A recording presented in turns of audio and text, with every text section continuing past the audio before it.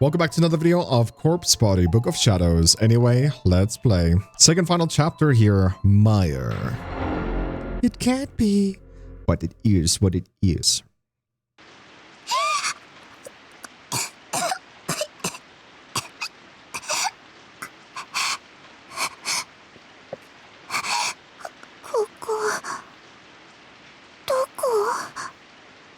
The first thing I saw when I opened my eyes was a ceiling of a dark, gloomy room with flickering, uncovered light bulbs. The random bursts of light they shone were so dim that they only just barely lit up the wood grain on the ceiling enough to see patterns in it. The back of my head hurt in the same way I would if someone had just pulled my hair really hard. I couldn't do anything about it, though, so I just frowned and waited for it to subside. I wondered if I'd hit my head somewhere.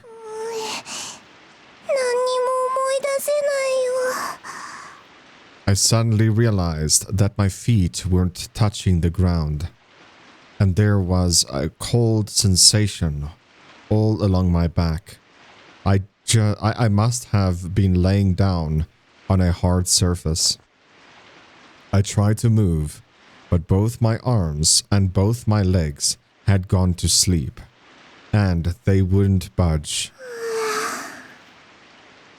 I just have to keep laying here until they woke up.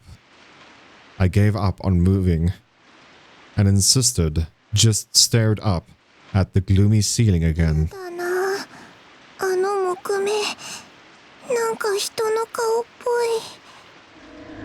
I knew it wasn't actually a person, but it really did look like one. And he was glaring down at me with a hateful expression. It was creepy.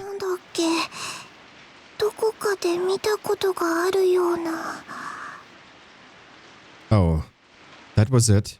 It looked like the Scream. That Munch painting we studied in class. Except this face was screaming in anger, and he hated me.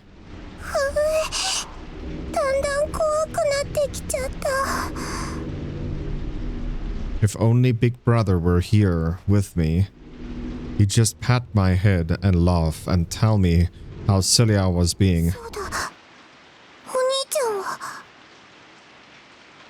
I was still a little disorientated, but I turned and twisted my head as best as I could manage to see if I could find him anywhere nearby.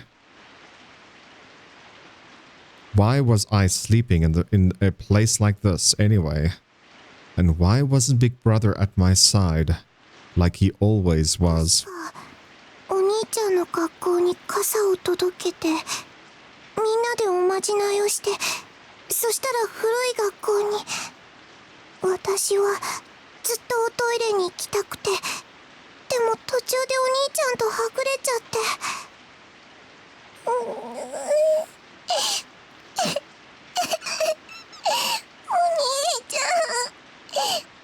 Why were we in this school to begin with?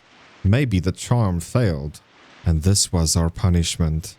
Maybe I was one who messed it up. I probably shouldn't even have been there. And if I hadn't asked him to help me try to find a bathroom, we wouldn't be separated right now. I should have just held his hand and not let go. I could have lasted a little longer without peeing. Then we'd still be together.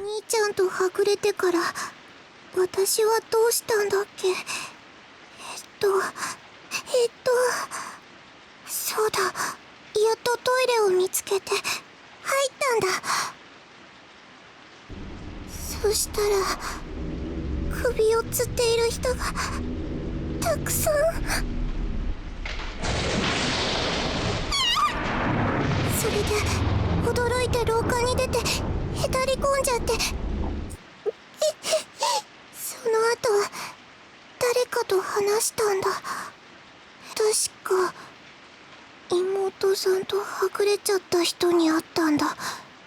一緒にお兄ちゃんを探してくれるってそう、刻みゆうやさん。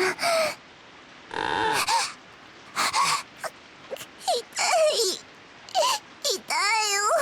なんで体が動かないの。I realized that I couldn't see my arms.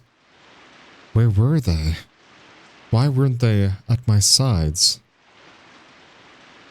They were still numb, too, so I couldn't feel where they were either. But I tried my best to move them anyway. この音、縄だよね。私、縛られてるの。I thought maybe the reason I couldn't feel my arms or legs and couldn't move was because I was tied up really tight and it was cutting off my circulation. お願い、動いて。With some effort, I was finally able to move my fingertips. I started feeling everything I could, grateful even for this little bit of reassurance. なんか、触った。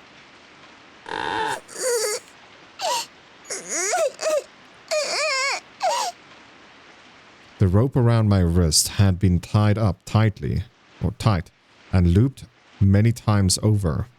And with the circulation trickling back into my hands, it was really painful.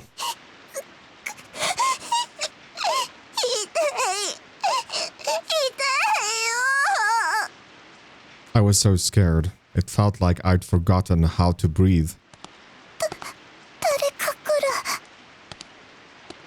The footsteps were echoing from out the hallway. They stopped right in front of this room.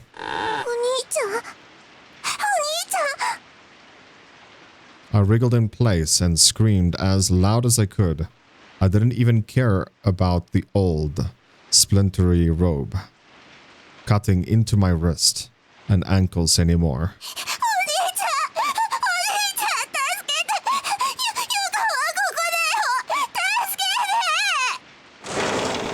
暴れない方がいい。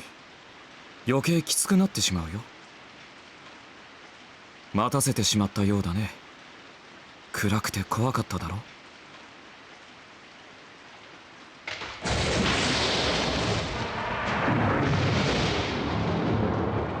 Book of Shadows Episode 6, Meyer. It can't be, but it is. B.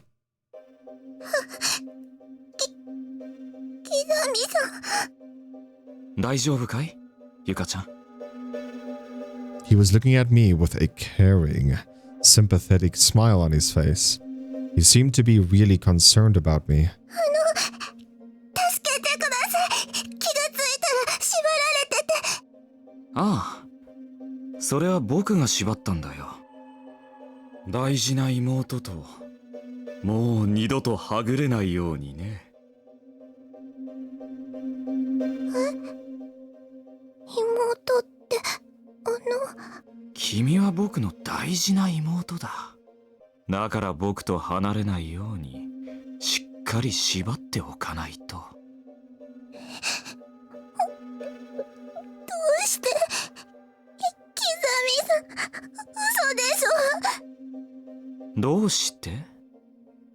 君こそ僕の妹なのになぜわからないんだい？わかりません。だって私は。ゆかはまだ小さいからわからないのかもしれないね。大丈夫。これからお兄ちゃんが教えてあげるよ。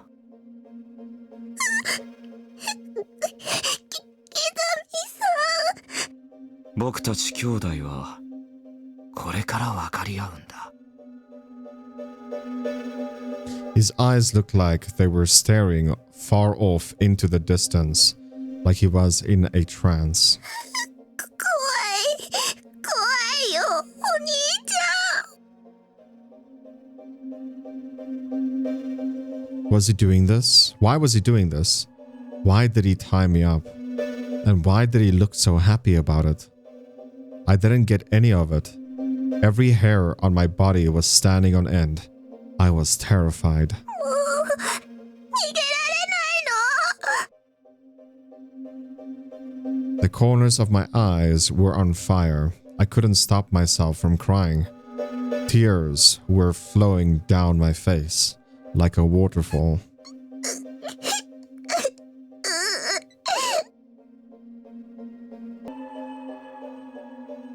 Kizami smiled, then reached out and touched my cheek. His hand was ice cold. It was like there was no blood flowing through it at all, like the hand of a dead person. 君が目覚めてくれるのをずっと待っていたんだ。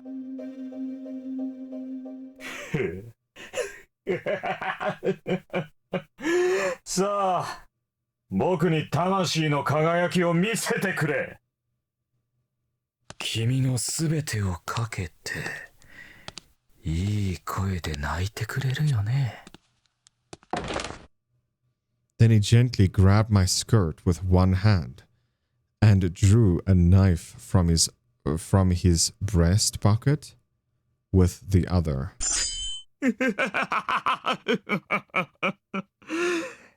It's show time! Nice. He sounds like Resident Evil 8. Right? When you actually get captured with Ethan. It's showtime. Ethan gets captured and the person saying that is Heisenberg.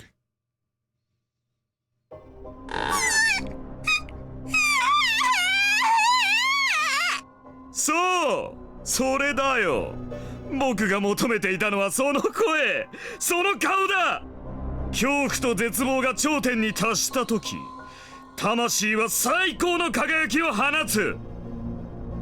それをもっと見たい。それを僕に向けてくれ。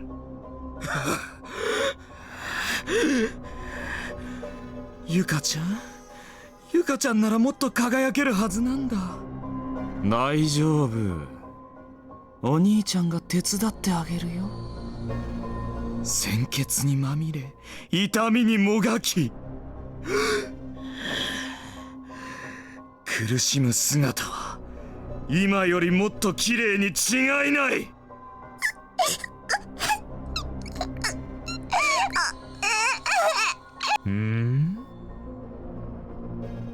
どうしたんだい、ゆうか。休んじゃダメだよ。まだまだこれからなんだからね。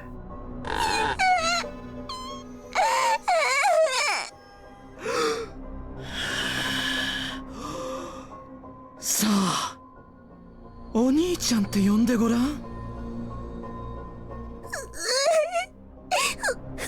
兄ちゃん、助けて。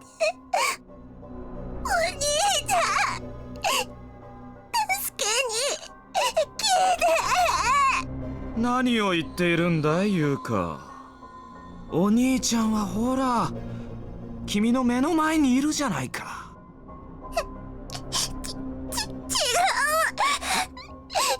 ゆかのお兄ちゃ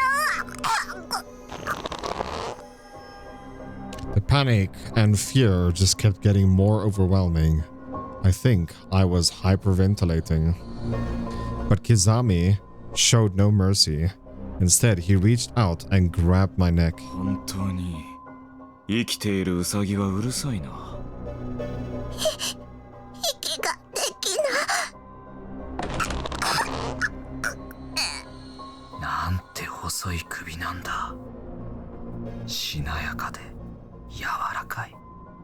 君の頸動脈の太さと頸椎の形がよくわかるよ。なんて戦場的な作りをしているんだ、君の筋は。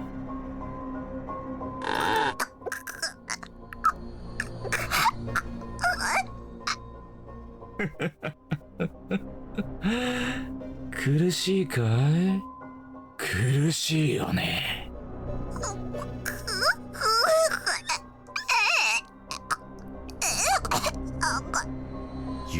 悪いんだよ。僕以外のお兄ちゃんはここにはいないはずなのに。 With that, he let go of my neck, but then hastily grabbed the knife, or pulled the knife in his hand, right up in my face. He made sure I could see every inch of it clearly, and then just held it there, slowly turning it. For what felt like an eternity. ちゃんと見えてるかな、ユカ。The knife was stained with red splatter marks. No, not even red, just dark. It wasn't a color I knew well. But there was only one thing it could have been. ああ、これかい？心配しなくてもいいよ。少し黒崎で汚れているけど、まだよく切れるから。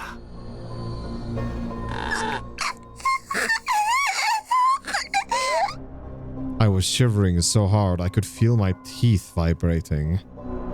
A chill ran through every part of me, as if I were so afraid that it had actually lowered my body temperature.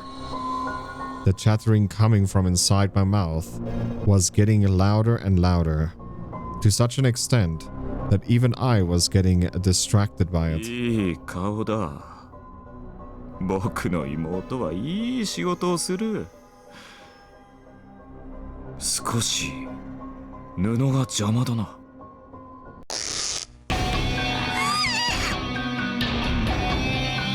Izami suddenly tore my uniform, exposing my stomach. なんだこの水風船のようなお腹は。たっぷり内臓が詰まっているじゃないか。He laid the knife blade flat across the belly button, and then sudden sensation of cold metal against my skin sent even more shivers up and down my spine. 痛かったら声を上げていいからね。恥ずかしいことじゃないんだよ。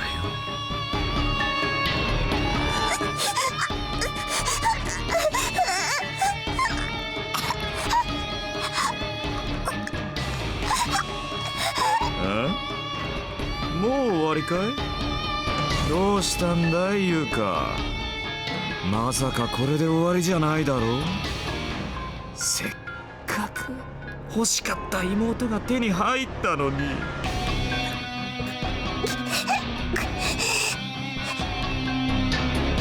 My throat was completely dry. I actually wanted to cry for help, but the walls of my air pipes were sticking together. Breathing was hard enough. 返事を、ユカ。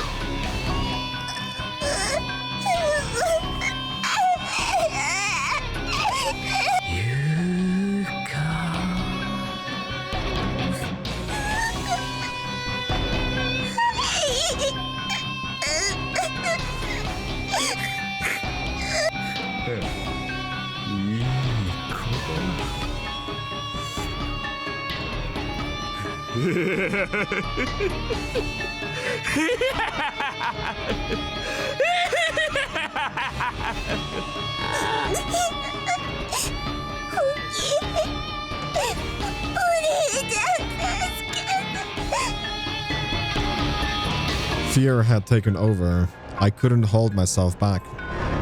I knew it wouldn't go over well, and I knew it would hurt, but I forced myself to cry out.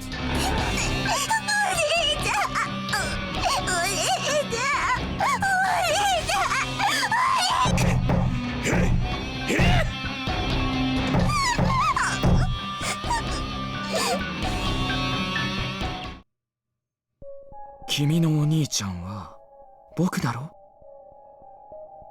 謝りなさい、ユカ。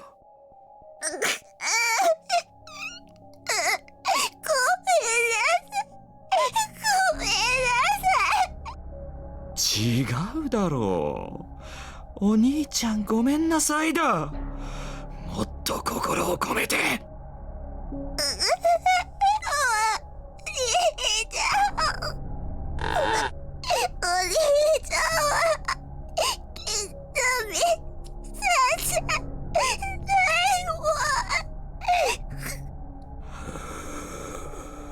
僕がお兄ちゃんじゃない。このなんだ今のは。気のせいか。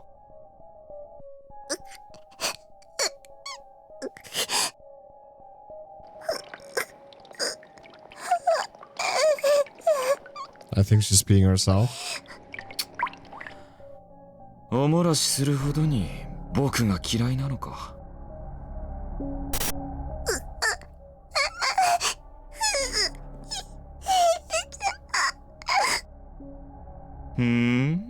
興味深いな。そんな格好になってまで兄貴を呼ぶのか。なんて哀れな。僕の可愛い妹だ。今気持ちよくさせてあげるよ。もうそんな哀れな姿で泣かなくていい。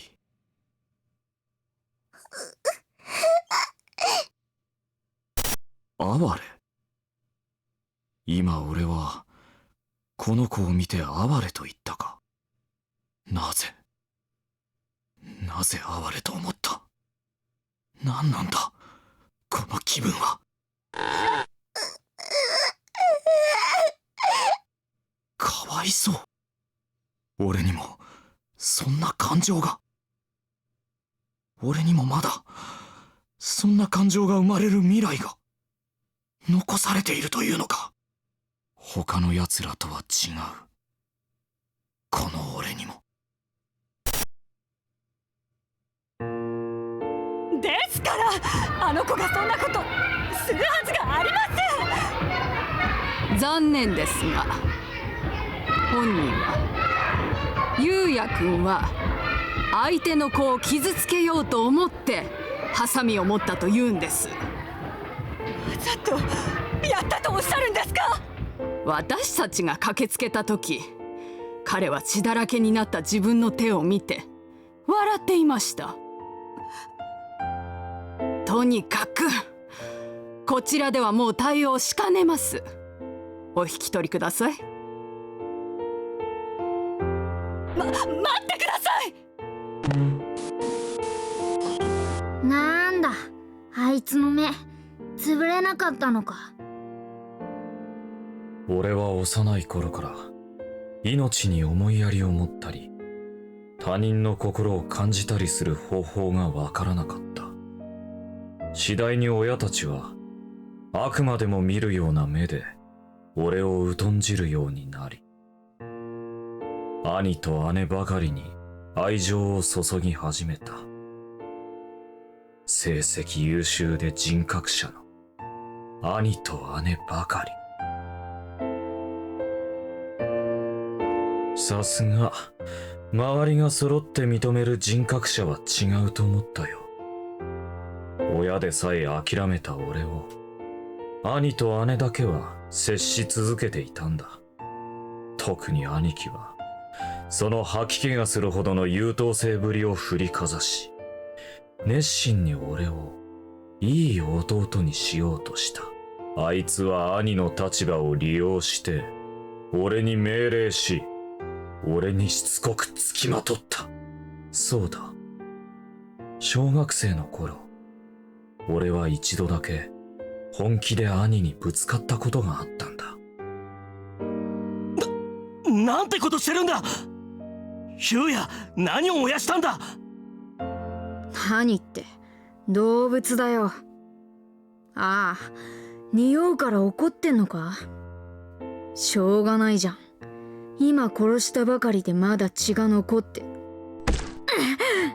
Goodness, that gave me a fright. Holy. 何すんだよ、バカに。I honestly had no idea why they struck me, but this was the first time I'd ever been on the receiving end of violence, and I was pissed. I tried to jump him, but he was a bit too big. I didn't stand a chance. どうして命を大切にしない。どうしてこんなことを。殺すなんて。なぜこんなことするんだ、ユウヤ。うるせえ、俺が拾ってきたんだ。切り殺そうが何しようが俺の勝手だろ。 I couldn't believe the asshole actually threw a punch at me. I was determined to hit him back. I wasn't going to give up until I succeeded. Unfortunately, his size really was an insurmountable obstacle for me. My attempt to fight back was cut short by another, much harder blow to some cheek. 黙れ。 That was twice now. I was so going to make him pay. I swore I'd injure him. My punch was going to connect. If I couldn't hit him in the head, any part of his body would do just as well. くそ、先に生まれただけで偉そうにしやがって。俺がもっとでかければ。そういう問題じゃないだろう。成長しろ、ユウヤ。本当に頭の悪い男でなければいずれ理解できるはずだ。今ある体格差や年の差はすぐに何の意味もなくなる。大事なのは心の成長なんだ。他人の痛みが分かる人間になってくれ。I could have sworn I saw tears welling up his eyes. The hell was that about? He just beat me up. And here he was the one looking sad. 俺は兄貴とは違う。違わない。お前は俺の弟だ。ずっとお前は俺の弟だ。それは一生変わらない。I still remember what a disgustingly sentimental look he was giving me when he said that. 死ねよ、死ね死ね死ね。兄貴なんか殺してやる。何すんだよ。ゆうや、やめなさい。話せよ。待てよバカに。いいか、大事なのは心の成長だ。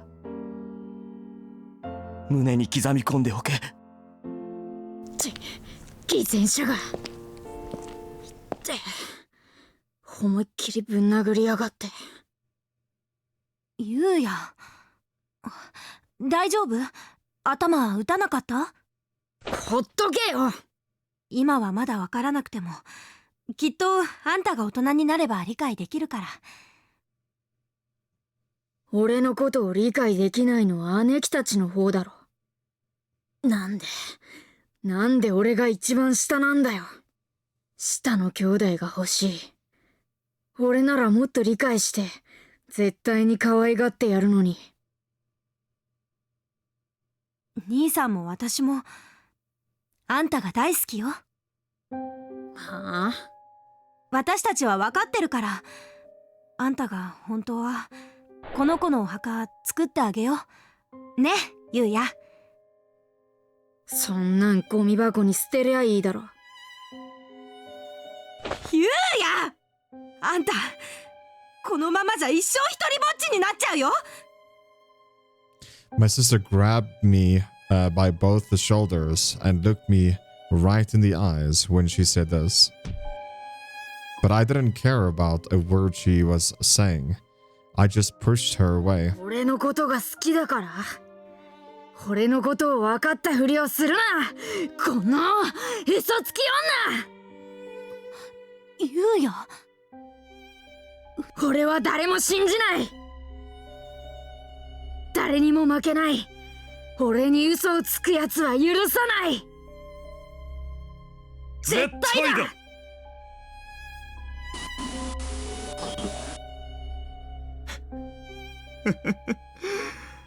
そうだった。この頃からだ。人間の本当の気持ちを。そう、正直な反応を見るにはどうすべきか考えるようになったのは、周りの連中を理解できない俺のことを理解してくれる者などいない。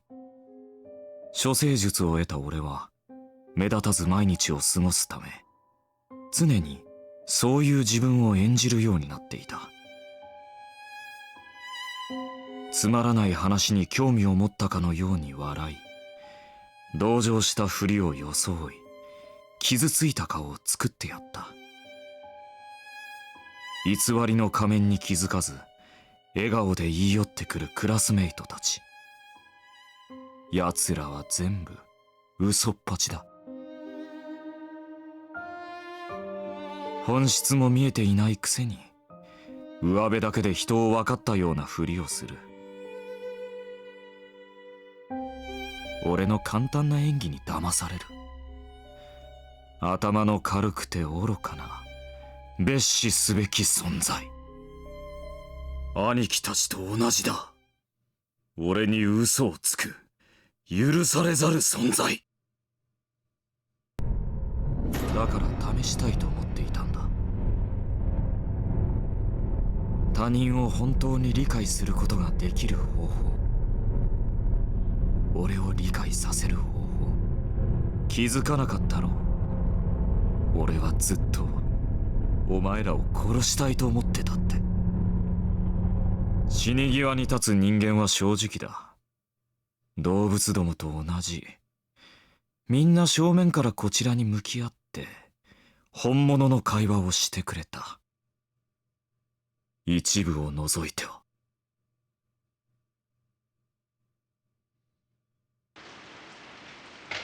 いい返事だ。それでいいんだ。もっと見せてみろよ、お前の裸の感情を。お前のためなんかに。悲鳴も命乞いも噛み殺して絶命した奴がいたんだった。なんだそりゃ、抵抗のつもりか？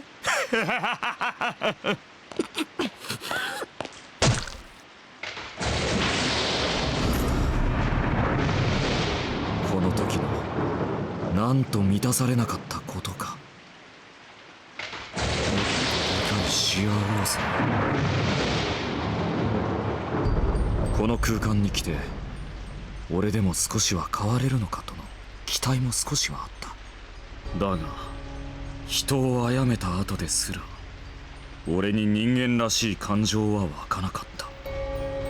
ゆうや、命は平等なんだ。命は平等？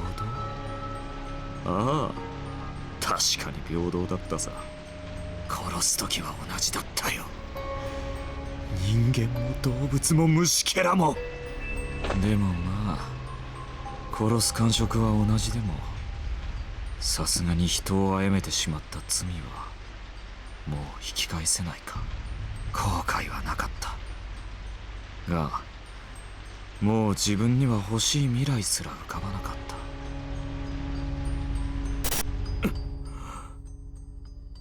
た。なんだ今のは。今俺は誰かを哀れんで。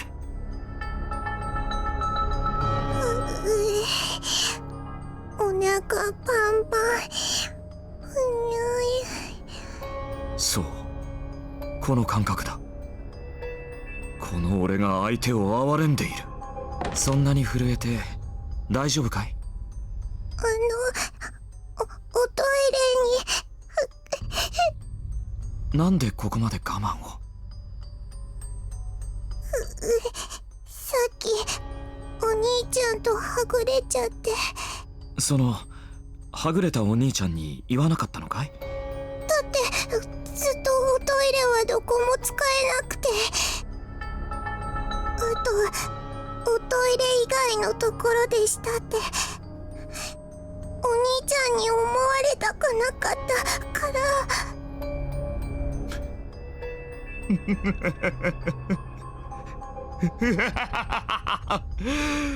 献身的な妹。そうだ、これだ。自分より弱い存在守ってあげなきゃ。これだよ、これだ。俺が欲しかったのは。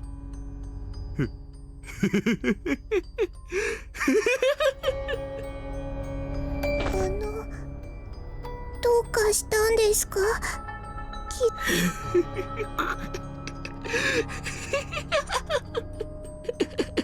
この俺が哀れと感じたこのことならまだ未来はあるんじゃないか。そうだ、哀れむ感情があるならまだ罪を許される要素があるはずだ。この子と暮らせれば。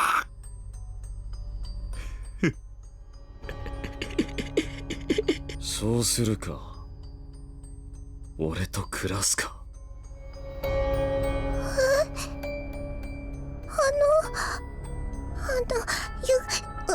私やっぱり一人でお兄ちゃん探します。一人で？どうして？ようやく見つけたのに。どうしてこいつも俺から離れていくんだ。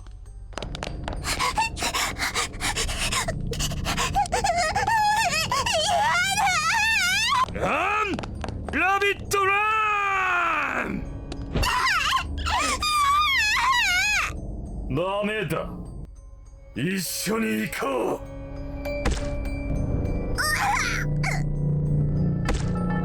ほら、兄さんの言うことを聞かないからだよ。言うか。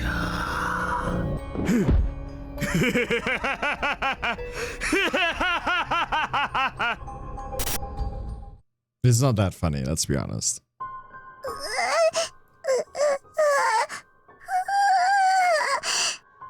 I'd been screaming and crying so much that my throat was now bone dry. I couldn't manage any more than a whimper. My throat was actually in a lot of pain. It burned like someone had cut it wide open. Kazami had raised a knife, as if he were about to kill me, but for some reason, he just froze like that. And all I could do was lie there, struggling to breathe, aside from his heavy panting. I could only hear the sound of my own chattering teeth.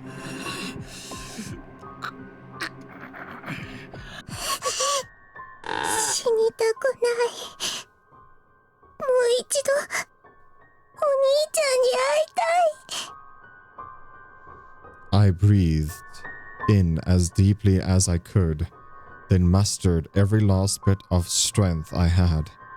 I wanted to call out with all my might. I wanted to call for help.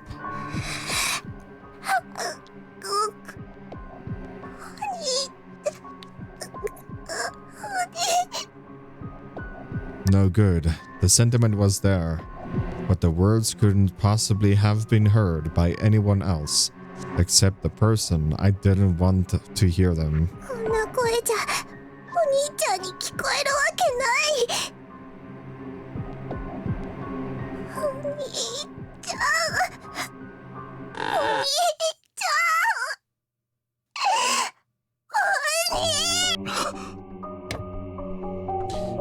My strained scream seemed to snap Kazami out of his trance. He brought the tip of his knife down onto my cheek, but he didn't break the skin.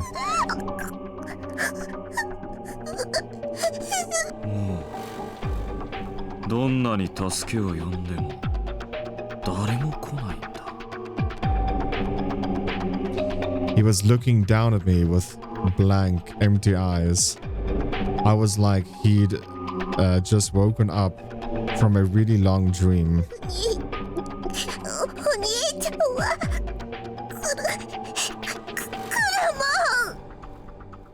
I was absolutely certain about that. He may not have found me yet, but I knew he was looking.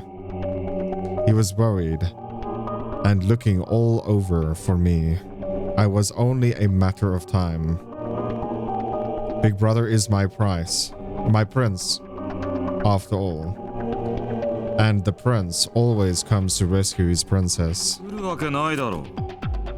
君のお兄ちゃんはここにいるんだから。うるさい。 My struggle to get out the words came to an abrupt end as Kazami's hand pressed down hard on my face, covering my nose and mouth, suffocating me.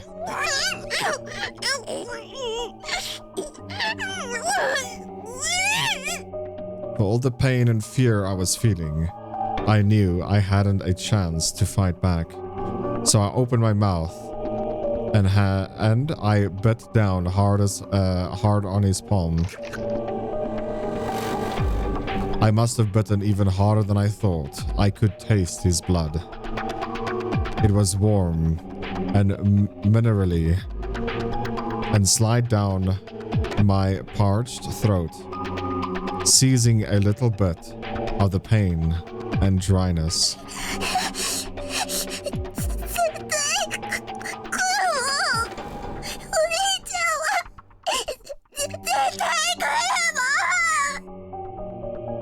I just kept shouting. I didn't care if these were the last words I ever said. I had no regrets. I just wanted to cry out.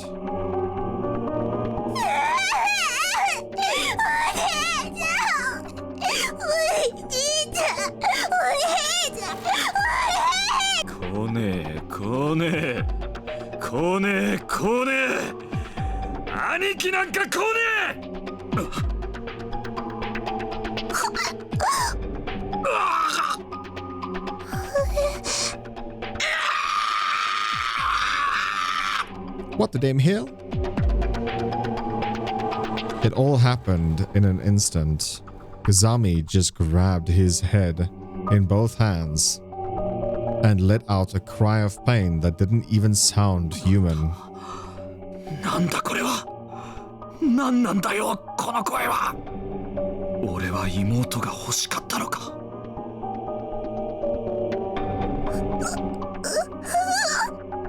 俺は妹が欲しかった。欲しかったんだ。俺より弱い存在。そうだ。俺を必要とする存在。妹という存在を本当に欲していたのか。そうだ。妹がいれば俺は変われた。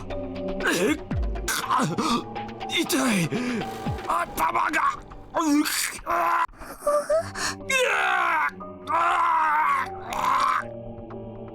He grabbed his head again and began stumbling around. He looked like he was in real pain. There were even tears in his eyes. くそ何を気づかせたい。今さら俺に理由などいらない。ここに来てからの俺は俺だけのために全てを踏みつけてきた。それは誇りですらある。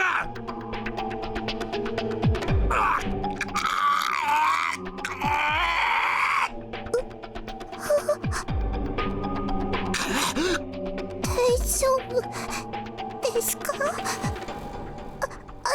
痛いの。床のポケットに頭痛のお薬が入ってます。出して飲んでいいです。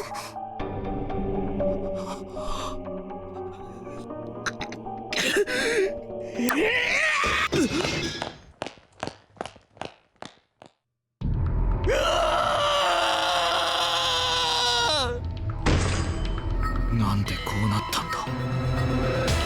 妹がいれば俺も兄貴みたいになれたんだ。そうだ。弟のために泣くようなバカ兄みたいに。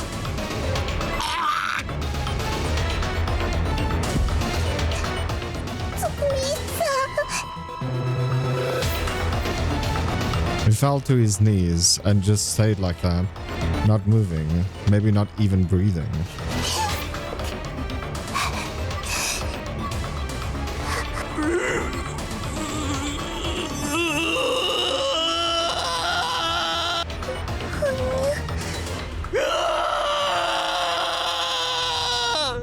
After another unnerving yell, unnerving, there we go, yell. The young man with the hammer just stood there, staring at me. He had blood splattered all over him.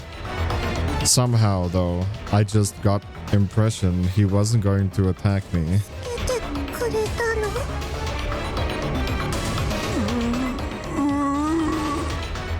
Sounds like a zombie in Resident Evil. He reached one towards me. He reached one hand towards me, slowly and gently. Through it may have been a little too slowly. He moved like a zombie, as if I were watching a TV show in slow motion.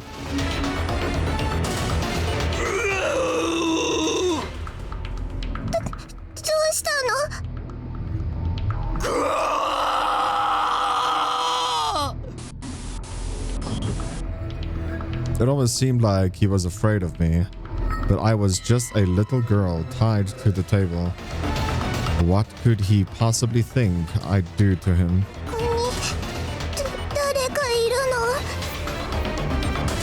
He didn't answer. I wasn't even sure he'd heard the question. He wasn't looking at me. He was looking past me.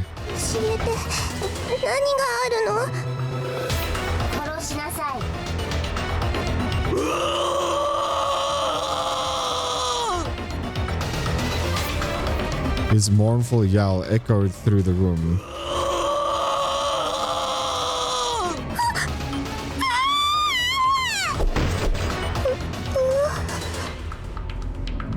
My arms and legs suddenly went slack. I felt like I couldn't move them now. Slowly I opened my eyes and confirmed that this enormous man just smashed apart the dry knots that were holding my hands and feet in place. I knew I didn't have much time. I tried my hardest to wake up my sleeping hands and feet to shake the broken, splintered ropes from my wrists and ankles.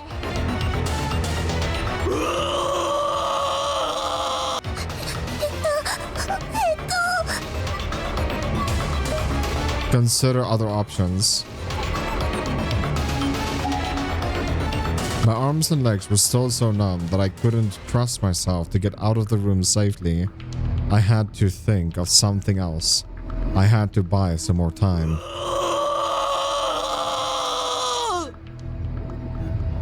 It seemed like a little girl was pulling the huge man's strings, and he didn't really want to hurt me.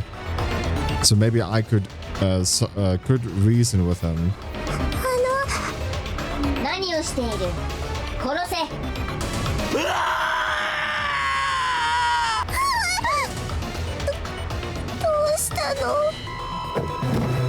He suddenly doubled over and began clawing at his throat, seemingly in a great deal of pain. Reasoning with him really wasn't going to work. He was too unstable, and it came down to me or little girl. I was pretty sure I wouldn't win.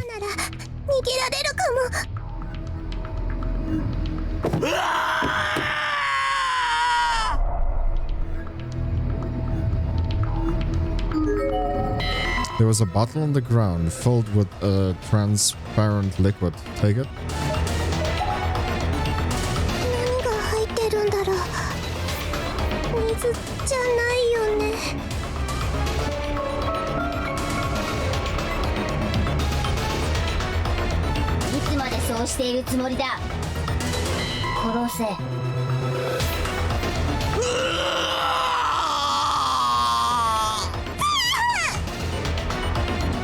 Instinctively, I threw the glass bottle at the huge man with the hammer. He flinched and stumbled backwards. His hammer was still raised, however, and smashed onto one of the liquid bulbs in the ceiling, shattering it.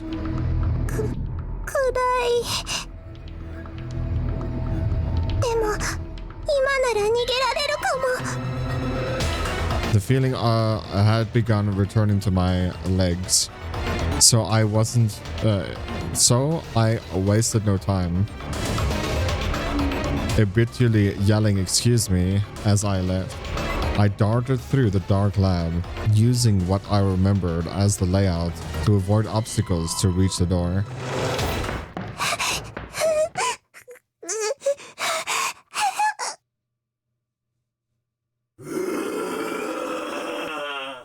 Omae, わざとか? このクズ! 二度とご褒美してやらないぞ。早く追いかけろ。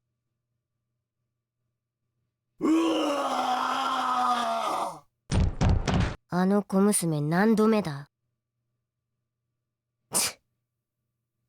お守りの切れ端を持っているのか。運命が定着していない。ど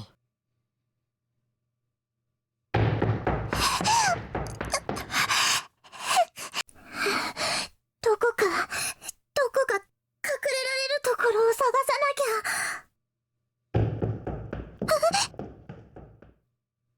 I could hear the sound of someone else running, just a short distance in front of me. I couldn't make out who it was with any certainty, but I did briefly catch a glimpse of a figure retreating into the darkness, and it looked like... 兄ちゃん。今のお兄ちゃんだったよね。I took off in pursuit. If that was a big brother, then I just had to catch up to him. お兄ちゃん。 He mustn't have heard me. His pace never slowed, and I saw him disappear around a corner. 行っちゃった。早く追いかけなきゃ。お兄ちゃん。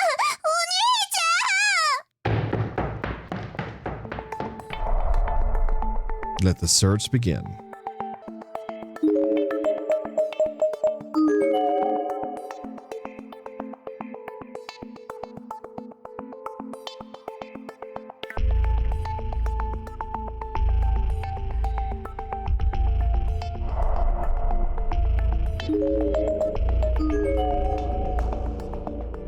I think this is where we need to be.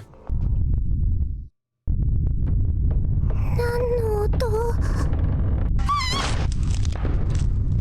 Suddenly, my field of visions started going topsy-turvy. Was I falling?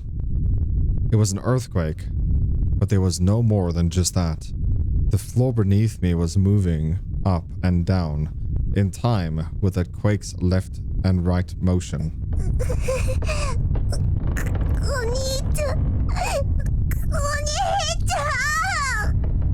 I tried putting my hand on the floor for balance and getting back to my feet. 早くお兄ちゃんを追いかけなきゃいけないのに、完全に見失っちゃう。 I thought I'd done it. I was standing now, and I had started getting used to the vibrations. As long as I hugged the walls, I could walk. But that all quite literally came crashing down around me soon enough. The wildly shaking floor cracked and then crumbled, and I was free falling. And I was free. Free falling.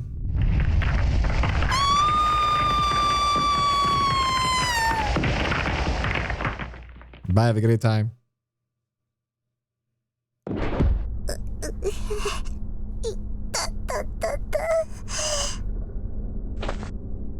I raised my head and found myself laying on top of the pile of rubble. I wasn't too much worse off, or worse, for the wear, though, all things considered. どこ? I looked all around me frantically, but saw nothing even remotely familiar.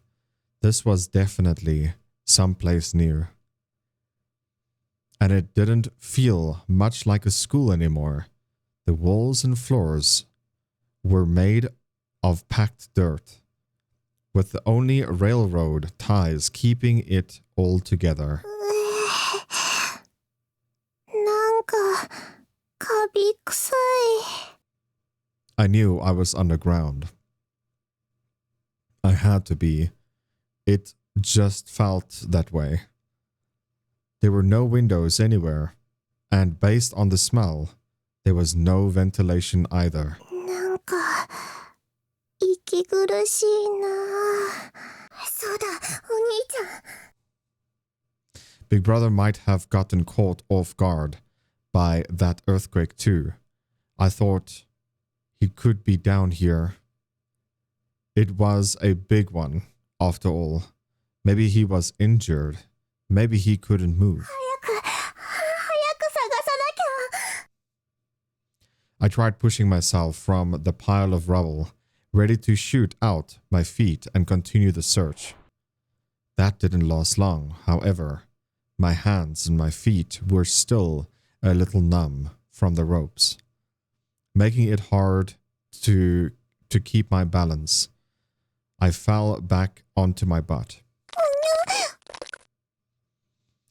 My underwear was completely waterlogged, like full of a sponge. It squished unpleasantly on my debris, sending a cold chill through my entire body. これ。 I reached down and felt it, and it was absurdly soaked through. It would take forever for me to dry it. そうだ。私、おもらししちゃってたんだ。 I was so wrapped up in running from my life and chasing after Big Brother, I didn't even notice the wetness. But now I couldn't get it out of my mind. 気持ち悪いよ。 Tears were welling up in my eyes. How could I be so pathetic? I forced myself to my feet, doing my best to try ignoring this the squishy sensation. I wouldn't be able to ignore it for long, though. My panties were noticeably heavier now, and the urine they absorbed was practically ice cold. I couldn't go on like this. I was going to get a rash or catch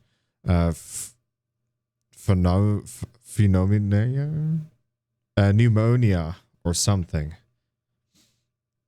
And every step was going to be its own form of a mushy, gushy hell. But what could I do? I could take them off. But then what? Carry them with me?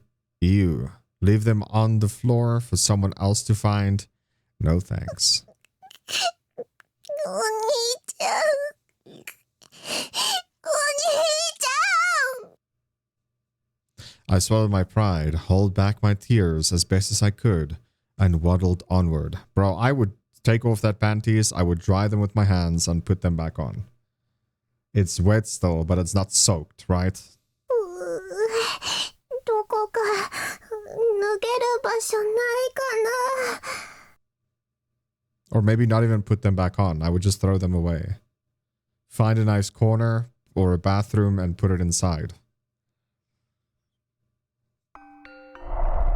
Like, honestly, like if someone sees your something, it doesn't really matter at this point, right? Everyone's dying. No one's gonna care if they see your squishiness, if that makes sense. But you're gonna walk around with a scent, literally. You're gonna draw attention from anything or anyone around you because you'll stank. Hopefully you guys did enjoy today's video. If you did, please remember to leave a like, subscribe if you're new, and I'll catch you in the next one. Peace.